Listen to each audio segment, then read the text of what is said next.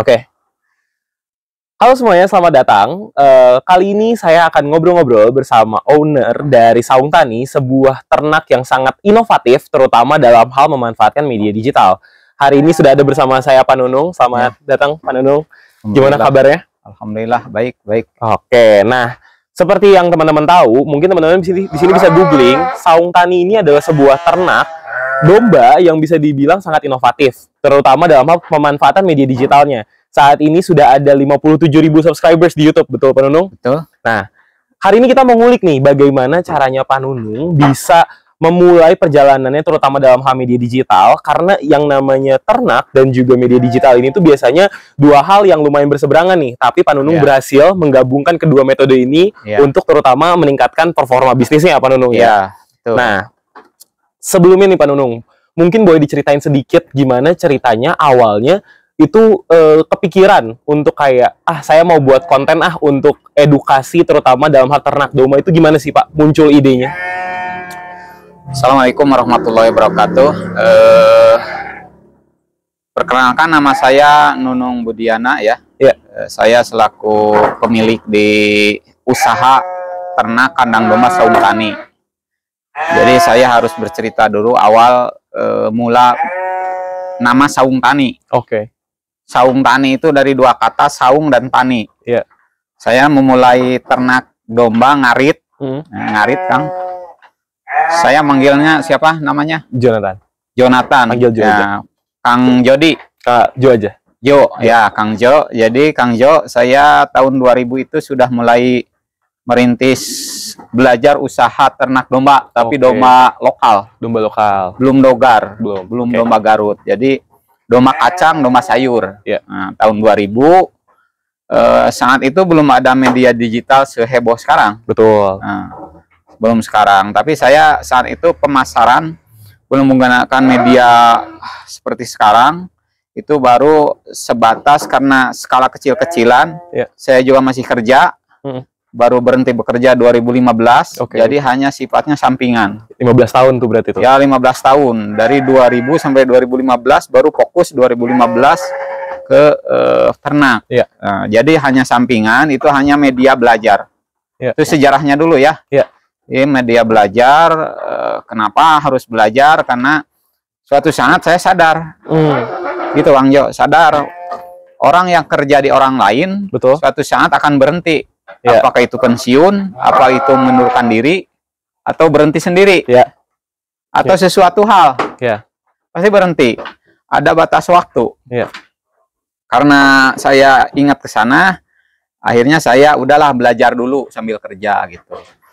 Kemudian seiring waktu 2000 sampai 2005 saya ternak, 2004 saya ternak domba kacang, ganti 2007 saya ternak dogar. Tapi gagal. Oh, pertamanya gagal. Gagal. Kenapa tuh Pak gagalnya? Kegagalan pertama, saya terlalu mengedepankan hobi. Jadi harga dogar antara frame ternak, breeding, dengan hobi itu jauh gapnya. Kalau hobi itu tidak ada batasan harga. Saya ujuk-ujuk ke sana. Jadi tiba-tiba saja ngikutin arus dogar ini dengan imajinasi bahwa kalau beli dogar ini harga misalkan 10 juta bakalan nanti akan bisa jual per orang 35 juta, contohnya begitu. Tapi kenyataannya tidak begitu. Akhirnya gagal, berhenti, sampai saya putus asa lah. Sempat berhenti dulu setahun. 2008, 2009, 10 saya ganti ke ternak sapi. Ternak sapi dulu nih. Sana belum ada kepikiran media digital seperti sekarang. Saat itu masih konvensional pemasarannya. Jadi hanya mengandalkan pemasaran via tengkulak ya. Bandar. Tengkulak ya. 2010 saya dari sapi gagal.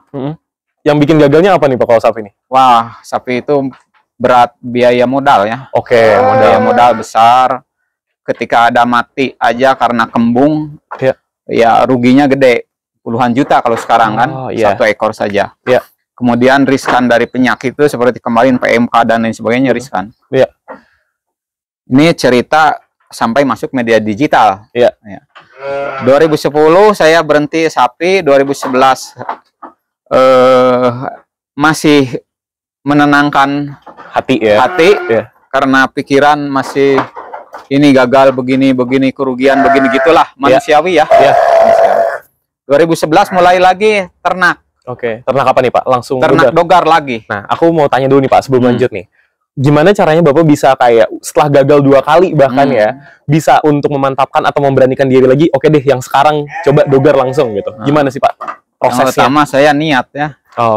Niat yang pertama tadi kembali lagi, suatu saat saya kerja berhenti. Kemudian saya gagal itu harus jadi evaluasi pengalaman gitu aja. Pengalaman bahwa saya salahnya langkahnya dari awal sudah salah begini. Saya akhirnya udahlah karena niatnya kuat sih. Kembali ke domba dengan mengambil dogar karena dengan 3 alasan. Tidak kembali ke domba kacang, saya memilih dogar. Pertama, dogar itu cepat pertumbuhannya. Produktivitasnya baik untuk konsumsi daging maupun untuk hobi itu peluangnya ada. Ya, jadi kedua, pemasarannya mudah. Di Jawa Barat itu dogar itu populer kan? Sampai ada tempat-tempat pemidangan, dan itu media pemasaran selain tadi daging, produktivitas daging. Kalaupun nanti ada yang bagus bisa masuk seni, hobi. Nah, nilai jual bisa meningkatkan nilai ekonomis ya, nilai tinggi ekonomis dari saya sebagai peternak lah, nilai ekonomi ringan gitu, berpikirnya begitu. Kemudian yang ketiga, ngurus dogar dengan ngurus domba yang lain sama, capeknya sama, ngaritnya sama, pakannya sama, waktu yang diperlukan sama, tapi dari sisi kualitas pertumbuhan, produktivitas, nilai jual lebih tinggi dogar. Tuh yang akhirnya dogar. Nah, 2000 bisa teman-teman catat juga nih 3 poin yang tadi kenapa dogar itu bisa jadi pilihan lah di antara sapi atau bahkan domba kacang tadinya Bu. Kalau sapi jelas padat modal. Nah, lanjut ya, lanjut pemirsa. Jadi 2012 mulai lagi. Karena 2011 masih berhenti, 2012 mulai sedikit-sedikit lagi ke dogar dengan berbagai pengalaman. Barulah saya mencetuskan nama Saung Tani. Ini nama saungnya ini dari tempat ini saya mulai merintis. Tidak dihilangkan bentuknya dari tahun 2000 sampai sekarang cuma begini sampai sekarang butut. Jelek lah. Ini nama saung. Kemudian untuk usaha ternak dogar karena spek kecil kemudian waktu terbatas. Saya kan punya lahan sedikit dipakai bertani. Ubi Cilembu. Tahu ya, sekarang di Pamulihan ada ubi Cilembu lah. Jadi, nah pinggirnya saya tanami rumput, tengahnya lahan sedikit itu saya tanami ubi Cilembu. Jadi penggabungan nama antara saung ini dengan sehari-hari saya bertani, jadilah nama Saung Tani gitu. Jadi itu namanya. Kemudian mulai digitalisasi itu pada saat itu 2014-2012 ke sini sudah mulai media online-nya Facebook. Jadi awalnya di Facebook. Belum ada TikTok, belum populer, IG belum populer. Nah, hanya sebatas Facebook. Jadi Facebook itu hanya media pemasaran untuk mengenalkan bahwa saya peternak, ada usaha kecil-kecilan ternak domba. Ya, ada teman-teman yang dari jauh ada juga. Ada yang paling pokok adalah pemasaran lokal. Walaupun kita sudah menggunakan Facebook, tapi kan jauh. Itu masih lokal. Jadi lokal itu saya mengandalkan 2012 ke sini sampai 2019, 2020-an kurang lebih. Itu masih pemasaran lokal. Ke bandar, ke pasar, saya jual sendiri ke pasar dan lain sebagainya lah. Ke petani, ke peternak, lingkungan sekitar kandang. Nah, mulai digital itu pas COVID. Nah, sebelumnya nih Pak, sebelum lanjut ke sana, waktu COVID ini apakah dari segi penjualan ini ada penurunan atau bagaimana? Dampaknya COVID terhadap ternak domba sendiri dulu aja. Bukan dampak penurunan lagi, vakum. Vakum. Tidak bisa menjual karena biasa saya hasil ternak saya jual ke pasar, pasarnya tutup. Hampir 2 tahun kan pasar tutup ya. Tidak ada aktivitas orang, kita semua lockdown. Dari sana baru berpikir, saya bagaimana bisa produktif, kemudian bisa membesarkan domba kemudian bisa mengedukasi masyarakat karena tidak ada waktu untuk menjual. Betul. Jadi tidak ada tempat untuk menjual, pasar tutup, kebingungan, harga murah. Akhirnya tercetus di YouTube saya membuat edukasi gitu. Awalnya jadi dari edukasi. Gitu. Edukasi. Tidak terpikiran untuk seperti sekarang menjual, enggak. Belum. Jadi dari edukasi dulu nih. Edukasi dulu. Karena nggak ada kegiatan. Pulang ngarit, pulang kerja, kerjanya ke sawah, ke kebun, ya nggak ada kegiatan. Udahlah, ngabam-blam ke sana ke sini, ngomong sana sini, ngelantur. Akhirnya jadilah konten. Yang sekarang konsisten. Sampai sekarang tahun 2000-an di sini. Kalau sekarang sehari 2020 bukan 2000. 2020. Iya. Ralat. Kalau sekarang upload sehari bisa berapa kali nih, Pak? Kalau sehari tidak upload banyak yang japri. Oh, banyak yang japri tuh. Kenapa hari ini tidak ada konten? Ini ditunggu pada maghrib, ditunggu gitu.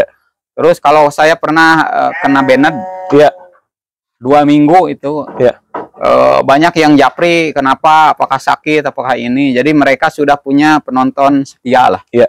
Jadi yang punya nomor saya bisa dilihat di deskripsi video, alamat lengkap di sana. Kemudian mereka simpen nomor, ternyata ada nomor tadi kenal. Pak, gimana, sehat? Kenapa nggak ada konten dan lain-lain? Sehari antara 1 sampai 3. Kemarin 3 saya buat. Kemarin 3 video 3 video hari kemarin. Tapi rata-rata sehari 1. Karena mereka khusus ini sebagai media Saung Tani itu media hiburannya tukang ngarit. Jadi udah ada segmentasinya sendiri. Udah ada segmentasi pasarnya yang jelas gitu ya. Nah, ini mungkin buat teman-teman juga nih yang mau mulai konten, baik itu bicara tentang ternak atau apapun itu, yang dilakukan Saung Tani ini itu sangat berdampak ke algoritma dari YouTube itu sendiri. Karena kalau di YouTube itu, Pak, ada algoritma yang mengharuskan kita, kreator itu tuh ngupload itu minimal sehari 1. Dan secara konsisten setiap hari. Tujuannya biar, karena kan yang upload video di YouTube banyak. Tapi yang konsisten itu nggak banyak. Nah, dengan kita bisa punya sebuah kanal yang konsisten upload setiap hari 1 atau bahkan bisa lebih, itu tuh menjadi dampak tersendiri untuk membawa, kalau kita sebutnya traffic atau viewers ke laman kita, ke YouTube-nya kita, gitu. Itu yang menjadi poin plus yang udah Saung Tani lakukan, apalagi ditambah dengan tadi segmentasi yang tadi Bapak sudah sebut. Udah ada pasarnya sendiri yang bahkan kalau misalnya nggak upload itu udah dicariin gitu. Betul. Gitu. Nah, aku mau nanya selanjutnya nih, Pak, terkait dampaknya setelah kan udah COVID nih, terus udah mulai edukasi sampai akhirnya COVID-nya berakhir, terus juga edukasi tetap jalan sampai hari ini. Dampaknya seperti apa ke penjualan, Pak? Dampaknya signifikan. Iya. Jadi pengaruhnya karena edukasi, kemudian mereka yang kebanyakan konsumen Saung Tani itu pemula ya. Pemula yang mulai ingin belajar, banyak PHK saat itu kan. Karena COVID, banyak yang tidak bekerja, daripada nganggur, akhirnya mau coba-coba usaha ternak domba. Ada yang datang ke sini langsung, ada yang hanya via telepon. Ya akhirnya istilahnya begini, mereka pemula ingin ternak domba, percaya ke Saung Tani karena kredibilitas yang susah dibangun ya. Betul. Kredibilitas, kepercayaan. Ya, akhirnya tidak pernah ketemu sama orangnya bahkan. Pingin domba harganya sama seperti yang lain, kemudian umum lah, harga umum, tapi dengan kualitas yang seperti saya sampaikan di konten gitu kan, di edukasi. Akhirnya ya kita carikan. Jadi selama dia tidak tahu domba, tapi pingin seperti domba di Saung Tani, gimana caranya? Ya kita carikan. Membantu juga tuh. Nah, jadi dari sisi pemasaran akhirnya sangat membantu dari media ini, media YouTube ini. Jadi secara pendapatan dan juga omset juga menaik drastis. Naik Kang Jo. Jadi dari YouTube ini kita dapat monetisasi, ya cukuplah untuk biaya ganti upload ya. Karena sering saya uploadnya tidak menggunakan WiFi, karena kalau saya upload lagi di pengiriman domba di Pangandaran atau di pelosok di daerah Cianjur Selatan, Tasik Selatan. Saya beres misalkan dari sana pengiriman domba yang konsumen tadi, karena signifikan dalam proses penjualannya juga ada peningkatan, seminggu lah bisa ngirim 2-3 pengiriman. Jadi mereka pada maghrib pasti nunggu konten. Jadi saya nggak bisa menggunakan WiFi, jadi pasti kuota. Oke. Kalau dari YouTube Pak, paling jauh ketemu customer dari mana nih Pak? Kalau dari YouTube, yang ketemu dari YouTube customer-nya? Ya Jawa Tengah, Jawa Tengah, Banten. Jawa Tengah, Banten. Kalau Lampung banyak, Jawa Timur banyak, tapi tidak saya layani sampai saat ini karena terbatas tenaga dan waktu. Oke. Nah itu tuh dari yang awalnya bahkan dulu hanya skopnya lokal aja. Ini saja, sekitar Sumedang. Betul. Sekarang sampai yang Jawa Timur, Lampung aja udah ada yang permintaan, udah ada banyak dari sana. Iya, sampai Malaysia banyak. Ada, tapi saya permintaan untuk lokal aja Jawa Barat itu sudah tidak mencukupi ya. Gitu. Terutama bukan masalah domba. Kalau domba kan pola kemitraan ya. Kita banyak mitra-mitra yang saya bina. Jadi mereka kalau ngurus domba gini nih mitra. Saya kasih domba saya, dia punya ngurus domba dia, jadi perbandingan, kemudian setelah berkembang biak, kemudian saya edukasi dia bahwa domba bagus teh gini. Nanti kalau ini hasilnya bagus, nanti saya tarik lagi. Gitu. Jadi sudah, kalau istilah saya dengan mitra itu saguru sailmu. Karena saya yang ngajari mereka cara milih domba yang bagus. Ini domba untuk dijual pedaging, ini domba untuk hobi, saya yang milah. Nah, jadi supaya mempertahankan itu suplai kebutuhan barang. Yang susah itu waktu. Ya, jadi banyak tamu ke sini. Kemudian juga saya harus ngirim barang. Ketika saya tidak ngirim domba, tidak dikawal, udah saya nyuruh supir aja misalkan ya, nyuruh Erik Raja Cukil misalkan gitu. Nggak mau. Harus bapaknya ikut. Harus iya. Saya boleh ke Saung Tani pengen ketemu gitu. Karena butuh ngobrol, butuh edukasi, terus yang paling utama adalah berkah silaturahmi gitu. Iya. Ya itu yang paling mahal. Ya gitu Mas Yo. Oke, nah jadi itu bisa jadi note juga nanti teman-teman, dari yang awalnya cuma sekedar lokal ya dari daerah Sumedang dan sekitarnya, sekarang udah sampai ke Lampung, Malaysia, Jawa Timur, yang sampai bahkan demand-nya itu udah melebihi dari supply-nya yang ada gitu kan. Sudah melebihi, tapi belum bisa saya tindak lanjuti lah. Betul gitu. Itu sesignifikan itu dampak dari media digital. Jadi buat teman-teman yang mungkin sekarang punya usaha, baik itu ternak ataupun yang lain, bisa nih jadi pertimbangan untuk penggunaan media digital sendiri ini gitu ya. Mulai dari edukasi mungkin ya Pak ya. Nah, bicara tentang platform nih Pak ya. Kalau sekarang Saung Tani udah ada di beberapa platform digital nih Pak? Saya dulu ngegarap cuma FB sama YouTube ya. Sekarang ada sih IG ada, tapi tidak aktif. Karena terlalu repot. Saya tidak punya karyawan khusus untuk menggarap ini. Kemudian di yang lagi populer sekarang TikTok juga ada, tapi juga tidak kegarap. Yang khusus saya garap hanya di YouTube saja. Karena konten kreator itu kan harus kreatif ya. Tiap hari harus upload, kemudian harus banyak ide. Nah itu menciptakan ide. Sedangkan kalau ide datang itu harus cepat eksekusi, Mas Jo. Kenapa tuh Pak? Ya lewat lagi. Momennya itu, ini seorang konten kreator, apapun usahanya, yang bisa memanfaatkan media digital. Kalau ide sudah melintas, eksekusi langsung. Kalau sudah lewat, nanti udah lewat lagi tuh. Nggak ada, lupa lagi itu. Saya mau ngomong apa tadi gitu, kemudian materinya apa, itu lewat lagi Mas. Ini juga bisa jadi pembelajaran nih buat penonton kita. Kalau misalnya ada ide, langsung eksekusi aja. Jangan ditunda-tunda ya. Gitu. Nah, kalau sekarang berarti udah ke TikTok juga nih Pak? Ada TikTok, Kandang Domba Saung Tani.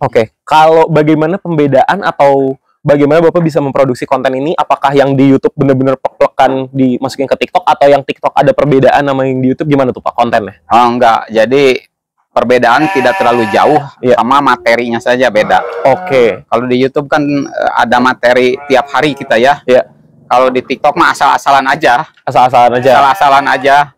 Ada domba lagi mencukur, saya share gitu aja. Kalau jadi khusus memasarkan, karena Saung Tani tidak khusus jualan domba kontennya. Lebih ke edukasi. Tapi ketika edukasi banyak permintaan, kita kirim atau tamu datang ke sini, ya kita juga ngobrolnya ngandung edukasi juga. Obrolannya. Supaya apa? Supaya mereka ada istilahnya, walaupun konten asal-asalan, konten sederhana, tapi mereka bisa mencerna isi obrolan itu apa gitu. Gitu.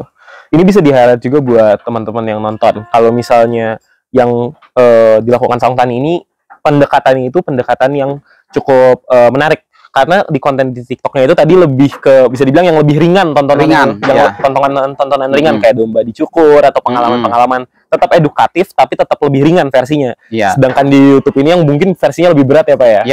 Gitu. Kalau di TikTok sehari bisa upload berapa kali Pak? Ya justru itu paling seminggu sekali juga, jarang. Oke, kalau di TikTok malah jarang. Berarti platform utamanya YouTube ya Pak ya? YouTube. Karena apa? Karena tadi view-nya sudah ada penonton setia lah. Gitu. Kalau TikTok kan masih ngawang-ngawang. Betul. Ngawang-ngawang di mana lokasinya siapa. Kalau mereka yang di YouTube udah rata-rata men-save nomor Saung Tani, kemudian nomor tadi kenal juga ya seperti tadi. Nah, kalau misalnya bicara tentang si TikTok ini sendiri, memang menjadi platform yang bisa dibilang lebih ngacak Pak, kalau kita bisa bilang sistemnya. Kalau misalnya YouTube itu memang kayak bisa di search dan lain-lain. Kalau di TikTok tuh orang jarang kayak buka TikTok terus nge-search misalnya channel tertentu atau akun tertentu untuk nonton gitu. Biasanya kalau TikTok itu ada yang for you page kan. Mereka tuh nonton berdasarkan itu. Jadi jarang banget yang kayak orang kayak ada penonton setia di TikTok tuh jarang. Tapi kalau di kita nyebutnya penonton setia itu namanya retain viewers. Gitu. Mungkin nanti di editing teman-teman bisa tambahin. Retain viewers itu adalah penonton setia yang memang selalu menonton. Kalau bisa dibilang kayak yang bisa dibilang penonton setianya itu bukan setia hanya menonton, tapi menonton itu sampai habis Pak. Menonton sampai habis. Ya, gitu. Itu yang diharapkan. Gitu. Jadi kalau misalnya tentang retain viewer sendiri terkait orang menonton ini, kalau misalnya di channel YouTube deh Pak, gimana Pak kalau Saung Tani? Apakah penontonnya rata-rata penontonnya itu menonton sampai habis atau setengah atau bagaimana tuh? Kalau selama ini kayaknya ya, saya nggak ngerti tuh urusan yang tadi. Kayaknya sampai habis. Karena apa? Karena mereka jarang yang skip-skip. Bahkan kalau lihat komen, saya tidak skip-skip iklan, ditunggu sampai selesai dan langsung lanjut. Karena iklan dari penghasilan YouTube itu tidak saya gunakan untuk misalkan ini gaji YouTube saya pertama dibeliin ini, enggak. Ini misalkan gaji saya YouTube digunakan untuk beli kendaraan misalkan gitu ya. Walaupun hanya kecil gajinya, tapi saya manfaatkan untuk sedekah. Jadi saya punya yayasan, punya sekolah di depan, itu anak-anak TK, PAUD, di rumah juga punya madrasah, kemudian ya digunakan untuk sosial. Jadi penghasilan dari YouTube bukan untuk hidup, tapi untuk sosial. Saya ada di YouTube, saya sampaikan bahwa penghasilan dari YouTube yang Anda tonton, jangan skip iklan, ini digunakan untuk rehab madrasah, misalkan gitu ya. Rehab madrasah, alhamdulillah dikumpulin selama 1,5 tahun, dapat segini. Kemudian ini buktinya. Jadi semua penonton dapat pahala, dapat kebaikan. Nah gitu. Jadi insya Allah mudah-mudahan istiqomah gitu. Khusus untuk yang penghasilan YouTube. Kalau sehari-hari ya saya mah ngarit. Hari-hari mah. Nah kalau misalnya tadi bisa dibilang Pak, ada dua yang saya ambil dari Bapak tadi. Yang pertama itu pasti sedekah ya, karena sedekah itu pasti akan berkah juga buat kitanya. Gitu. Dan jadi, buat penontonnya. Dan buat penonton juga gitu. Jadi jangan ragu-ragu buat sedekah. Dan yang kedua, kalau secara teknis tadi itu bicara tentang kalau misalnya di YouTube itu mungkin Bapak tahu di dashboard ada watch time Pak. Yang seberapa lama setiap orang rata-rata menonton videonya. Kalau misalnya video 8 menit, ada yang nonton 7 menit dan lain-lain.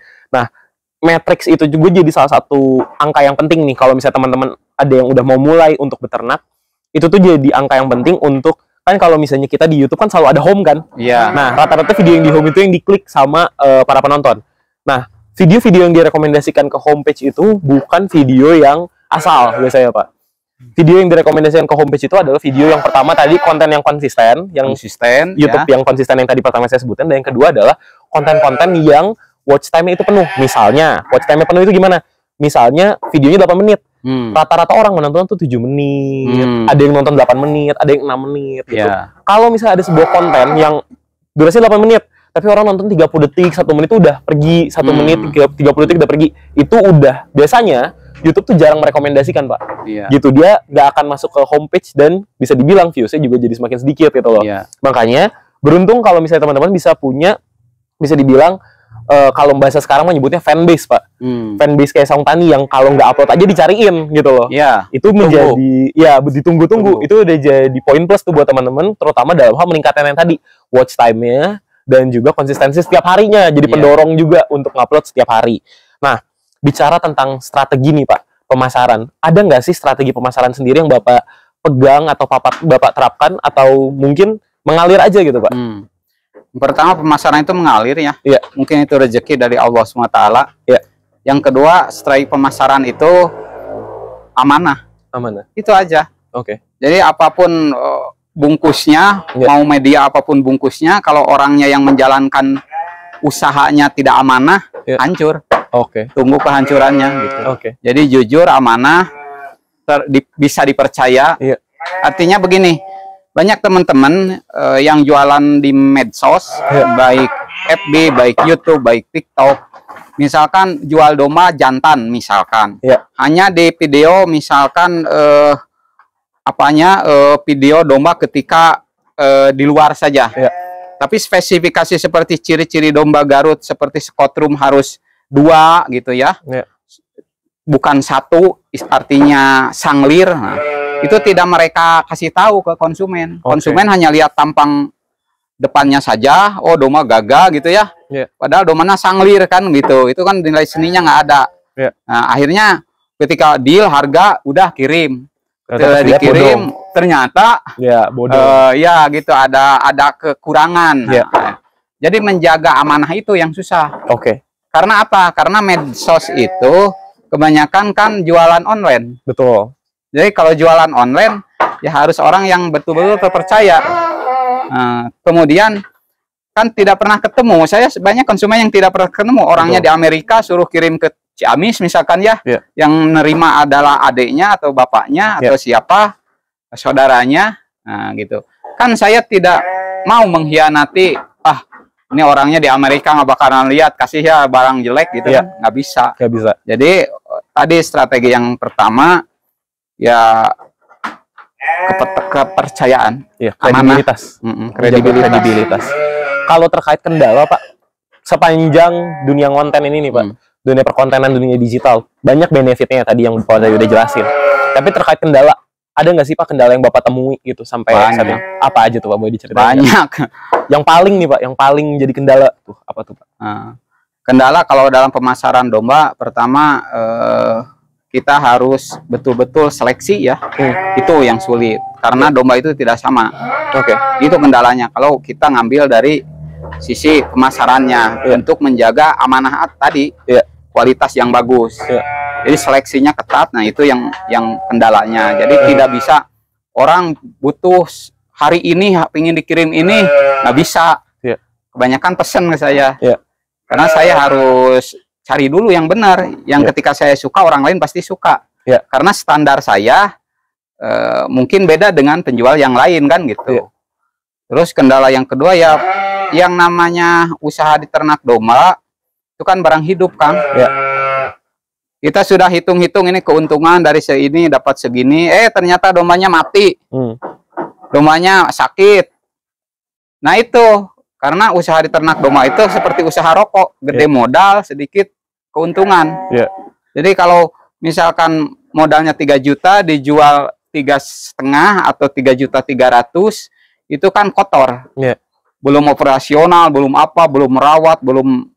Terus lakunya kan tidak sekarang beli seperti barang yang lain, barang yang mati kemudian sekarang laku, enggak. Domba itu sekarang beli dari petani yang naruh yang tadi saya sampaikan, yang mitra. Kemudian kan nunggu pelanggan itu harus dikasih operasional dulu kan, makan, perawatan. Nah, jadi kalau keuntungan segitu bukan bersih, kotor. Jadi keuntungannya sedikit. Kalaupun domba nanti mati, misalkan sakit, ya kan ruginya jauh dari keuntungan yang kita harapkan. Nah itu, jadi ini usaha barang mati. Jadi kita harus siap mental. Peternak itu harus siap mental.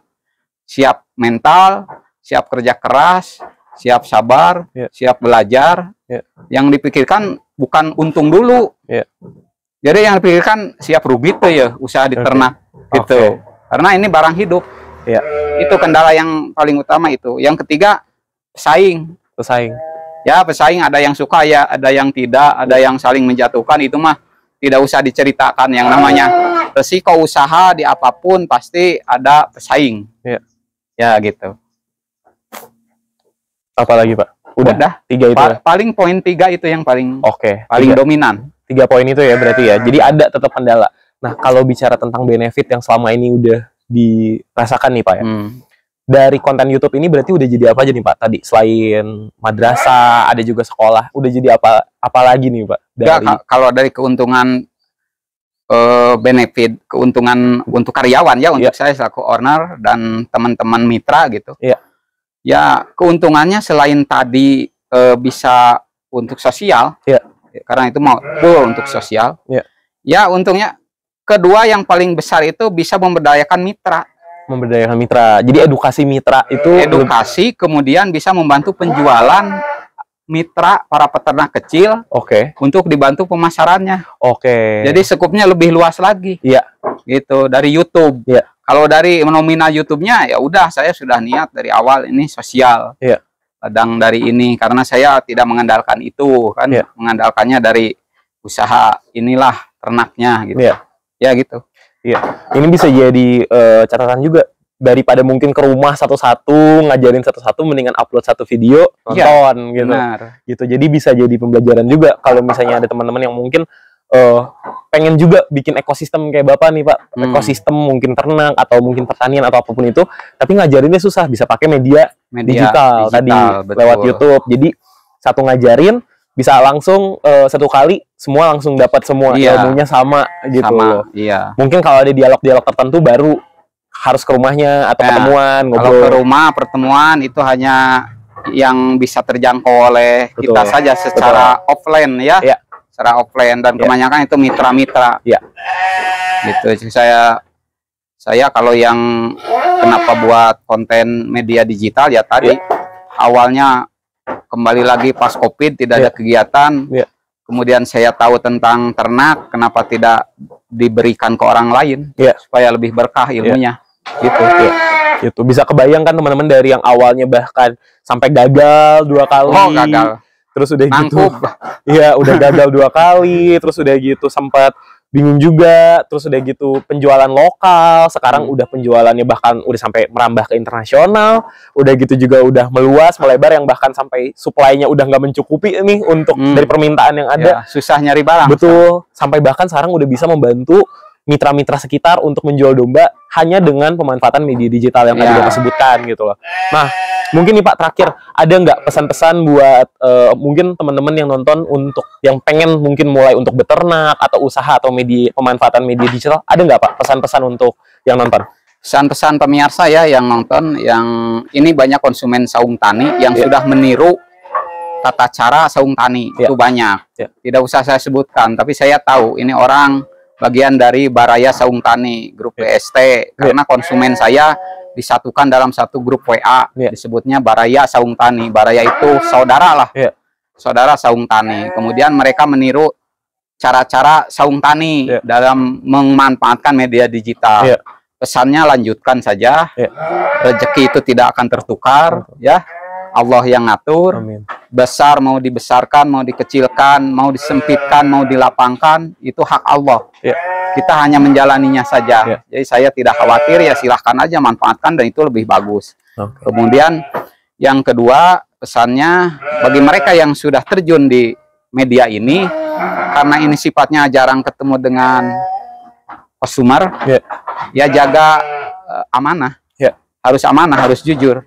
Ya itu kuncinya. Kemudian bagi mereka yang masih bingung untuk pemasaran, dari sekarang pesannya mulai manfaatkan semua media yang ada. Ya itu aja lah. Itu dia tadi teman-teman obrolan saya dengan Pak Nunung selaku owner dari Saung Tani. Semoga teman-teman merasa video ini bermanfaat, dan sebarkan video ini kalau memang teman-teman merasa video ini bermanfaat dan bisa ditonton oleh sanak saudara teman-teman semua. Sekian dari kami, terima kasih.